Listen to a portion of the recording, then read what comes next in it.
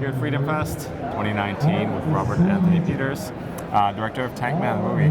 Good to see you, man. Yeah, thanks for having me on again. The screening was great. Thank I you. got a lot of questions. You were like bombarded with questions after, so I just left to do some work, but I had tons of questions for you. So I guess the first one would be, this is my second time seeing the movie. Both times I saw it, when it starts, the emotion I feel is just this incredible sadness. Now, what did you intend? Scene with the father, right? Yeah. Because I know what's going to happen, I guess. Yeah. It's very sad. Well, I wanted to make kind of an intimate story where you've got like a family drama. This is a personal drama, and so I'm glad. I mean, I want you to kind of relate to know that this is some guy who's trying to have a nice, home life, but he realizes there's these forces outside that are challenging that, right. And whether he's able to keep it at bay or not, I mean, that's what the story's about. Well, you had some choices here, though, right? Because like we talked about before, you don't really know anything about this guy. Right. Sort of what he looks like from the rear, what he's holding, and how he's dressed. But you made him fairly young. You made him a family man, right? And you chose a personality with the story you start out with as a guy who doesn't really want to get involved. Right. Yeah. So he's sort of this like unwilling hero. Yeah, I think referred to it as the reluctant hero. Yeah. So I don't know, that all together just to me made it kind of sad, but I think I took it from the standpoint that I'm an actor primarily, and so I'm always interested, what's the backstory, right? What's the motivation? Why is somebody doing this thing that they're doing? Yeah. So I wanted to explore that. I mean, here's somebody we see, this very famous image, doing something extraordinary, but why would somebody do that? And most of us, like you and I mean, you're a brave guy, I'm sure, you'd be out there, but me, I'd be like, I don't know, I want to do something, but get in front of a tank, That, I guess, was not thought out. I mean, if you were going to go in front of a tank, would you have cucumbers or whatever in the grocery bag? And that's where I thought we had to have that inciting incident happen, like right before then. So you're riding on emotion. I think that's when people do these kinds of heroic things. Right. Most of the time, it's not really premeditated, right. which is something they're just compelled to engage in that. Yeah. Because it wouldn't be a rational thing to sit and say, should I walk in front of a tank? It seems like a good idea, right.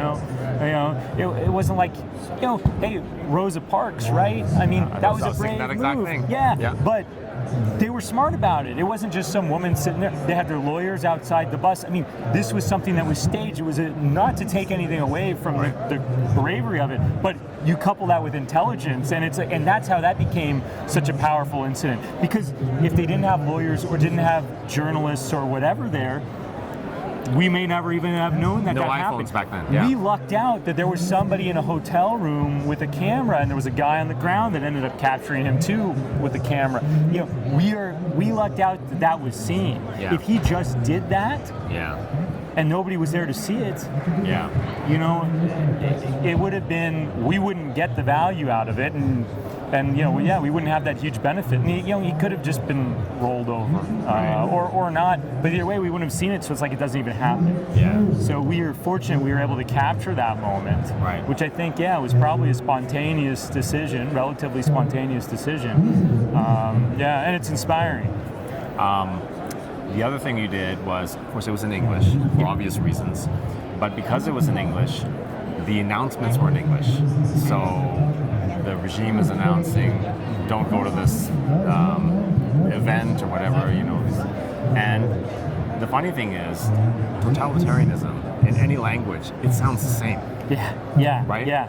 It just, you just translated it. I don't know if it was verbatim from something else, but it sounds just as creepy in English as it would have been Chinese, as it would have been Russian. This is creepy stuff. Yeah, I don't read Chinese, so I have no idea. But I've read it, and the translations, and I have subsequently heard them as well and heard them translated, and ours is true to, it's near verbatim, and it certainly captures the spirit. But I agree. I mean, it's so eerie because it's a denial of the reality for the most part, right? It's like when you encounter those situations where you're watching a police officer who's yelling, "Stop resisting, stop," and this person is clearly laying there limp, and they keep yelling, "Stop resisting," and you're looking at the footage and you're wondering, what's going on? Why is he saying this and this thing's happening? And it's it's the same kind of thing, right? They're telling, "Stop you doing this," and it's like, well, they're either not doing it or the police are instigating it, and it's very eerie. Where did you shoot the film? Los Angeles. Oh, okay. Yeah. You picked a good place. It fit in pretty well. I mean, from what I understood, it's just like every ugly big city like Beijing. So, I've lost all Beijing and Los Angeles audience there. That's all right. What else is new? Anyway, love that project. What's next for you? It's a good question. We're trying to hammer out a Berlin Wall story before the 30th anniversary this November. I would really love to do that, especially since walls are popular to talk about these days too. Right. So capitalize off of that anniversary to get people thinking about it and what they mean and what the effects these things have on people's lives.